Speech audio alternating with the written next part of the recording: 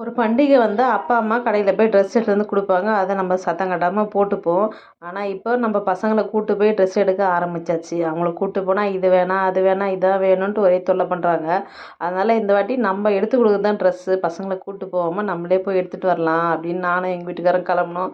எங்கள் வீட்டுக்காரர் போகும்போதே சொன்னார், நம்ம எடுத்தால் பசங்களுக்கு செட் ஆகாது, பசங்களை கூட்டின்னு போய் எடுக்கலான்னு. வேணாம் வேணாம் நம்ம எடுத்து கொடுக்குறது தான் அவங்க போடணும் அப்படின்னு கூட்டின்னு போயிட்டு திட்டு வாங்குறதாங்க மிச்சம். கடையில் போனால் நிறைய ட்ரெஸ் இருக்குது, வேறு வேறு சைஸில் இருக்கா, எனக்கு எது செட் ஆகுமா செட் ஆகாதா இதை போடுவாங்களான்னு ஒரே குழப்பமாயிடுச்சு. அதனால் ஒரு ட்ரெஸ் கூட எடுக்கல, பேசாமல் வந்துட்டேன் வீட்டுக்கு. வீட்டுக்கு வந்து நான் சொன்னால் கேட்டியா அப்படின்னு திட்டு வாங்கினதான் மிச்சம். என்ன மாதிரி நீங்களாம் திட்டு வாங்குனீங்களா? கிறிஸ்மஸ்க்குலாம் ட்ரெஸ் எடுத்தாச்சா? கமெண்ட் பண்ணுங்கள். அப்படி காலையில் வச்சு சாதம் இருந்து சித்தி வீட்டிலேருந்து சிக்கன் மசாலா போட்டு எடுத்துன்னு வந்துட்டேன். அதுக்கு சாதத்தை கொஞ்சம் சிக்கன்லாம் போட்டு சூப்பராக மேக்கப் பண்ணி நைட்டுக்கு என் பசங்களுக்கு கொடுத்துட்டேன். Okay, bye friends.